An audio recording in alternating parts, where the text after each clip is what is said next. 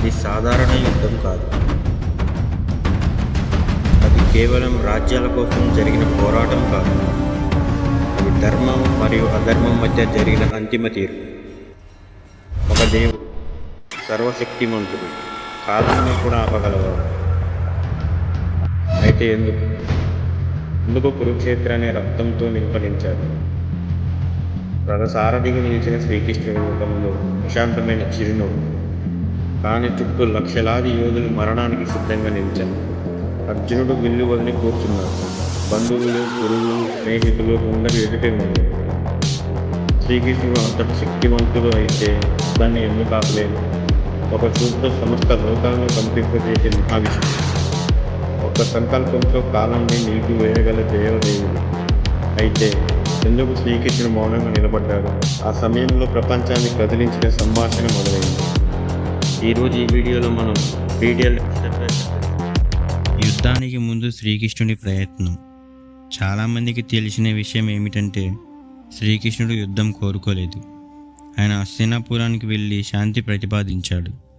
5 గ్రామాలు ఇవ్వండి, యుద్ధం ఆగిపోతుంది. కానీ దుర్యోధనుడు అహంకారంతో సూది మెచ్చినంత భూమి కూడా ఇవ్వను అని అన్నాడు. అక్కడే యుద్ధం అనివార్యమైంది. శ్రీకృష్ణుడు యుద్ధాన్ని ఆపలేకపోలేదు. ఆపడానికి అన్ని ప్రయత్నాలు చేశాడు. కానీ అధర్మం స్వయంగా నాశనాన్ని ఎంచుకుంది. కురుక్షేత్రం ఒక భూమి మాత్రమే కాదు, అది ధర్మం అధర్మం మధ్య తుది తీర్పు. కురుక్షేత్రంలో అర్జునుడు భయంతో విల్లును వదిలేశాడు. నేను నా బంధువులను ఎలా చంపగలను? అప్పుడు శ్రీకృష్ణుడు చిరునవ్వుతో, నీకు కనిపించేది శరీరం మాత్రమే అర్జున. ఆత్మను ఎవరు చంపలేరు. శరీరం నశిస్తుంది, ఆత్మ నశించదు. నీ ధర్మం యుద్ధం చేయటం, ఫలితం నా చేతిలో ఉంది. నీకు బంధువులు కనిపిస్తున్నారు, నాకు కాలచక్రం కనిపిస్తుంది. అర్జునుడి చేతులు వణికాయి.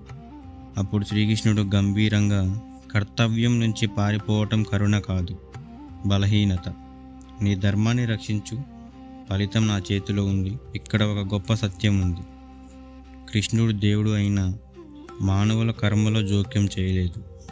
ఎందుకంటే ధర్మం బలంగా నిలబడాలంటే మనిషి తానే నిర్ణయం తీసుకోవాలి. అర్జునుడు ఇంకా సందేహంలో ఉన్నప్పుడు శ్రీకృష్ణుడు తన విశ్వరూపాన్ని చూపించాడు. అందులో కోట్ల సూర్యుల కాంతి, సృష్టి, స్థితి, లయం అన్నీ ఒకే రూపంలో కనిపించాయి. ఆ సమయంలో శ్రీకృష్ణుడు, కాలం నేనే, లోక కక్షయకృత్ ప్రభుత్వం. ఇప్పటికే వీరందరూ నా సంకల్పంలో మరణించారు. నీవు కేవలం నిమిత మంత్రుడు. ఈ మాటల అర్థం ఏంటంటే భవిష్యత్తు ఎప్పటికీ కాలచక్రంలో ఉంది. మనిషి కేవలం ఆ పాత్రను పోషిస్తాడు. అసలు శ్రీకృష్ణుడు యుద్ధాన్ని ఎందుకు ఆపలేదంటే 3 రీజన్స్. అందులో మొదటిది, అధర్మం శిఖరానికి చేరింది. రెండోది, శాంతి ప్రయత్నాలు విఫలమయ్యాయి. మూడోది, ప్రపంచానికి శాశ్వత పాఠ్యం అవసరం. శ్రీకృష్ణుడు యుద్ధాన్ని ఆపితే అధర్మానికి బలం ఇచ్చినట్లే. అధర్మాన్ని కాపాడటం కంటే అధర్మాన్ని సంహరించడం శ్రేష్టం. ధర్మం కోసం చేసిన యుద్ధం పాపం కాదు. దీనికి లోతైన అర్థం ఏమిటంటే కురుక్షేత్రం బయట జరిగే యుద్ధం కాదు, మనలోనే ప్రతిరోజు జరుగుతుంది.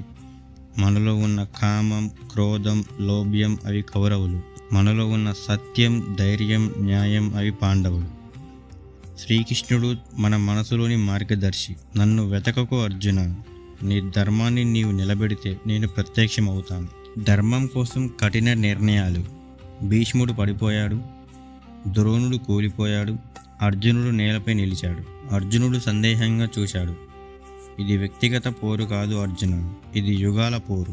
కరుణ ధర్మాన్ని రక్షించాలి, కానీ అధర్మాన్ని కాపాడకూడదు. కురుక్షేత్రం ముగిసింది, కానీ ఆ ప్రశ్న ఇంకా ఉంది. అప్పుడు కృష్ణుడు అర్జునుని వైపు చూసి చివరిగా అన్నాడు, నేను యుద్ధాన్ని సృష్టించలేదు అర్జున, నేను కాలం. కాలం వచ్చినప్పుడు సత్యం నిలబడటానికి అధర్మం కూలిపోవాలి. కృష్ణుడు యుద్ధం ఆపలేదు, ఎందుకంటే కొన్ని యుద్ధాలు రక్తపాతం కాదు, అవి మన వాళ్ళకి శాశ్వత పాఠం. శ్రీకృష్ణుడు యుద్ధాన్ని ఆపలేదు, ఎందుకంటే కొన్ని యుద్ధాలు శాంతి కోసం అవసరం. ధర్మం గెలవాలంటే అధర్మం కూలిపోవాలి. అధర్మం పూర్తిగా కూలిన తర్వాత ధర్మరాజ్యం ప్రారంభమైంది. నీవు యోధుడివి, నీ చేతిలోనే నీ విధి ఉంది. నీవు ధర్మం వైపు 1 అడుగు వేస్తే నేను నీ వెనుక 1000 అడుగులు వేస్తాను. ఈ కురుక్షేత్రం ఒక యుద్ధ భూమి కాదు, ఇది యుగాలకి పాఠం. గుర్తుంచుకో అర్జున, ధర్మం ఆలస్యం అవుతుంది కానీ ఓడిపోదు. ధర్మో రక్షతి రక్షిత.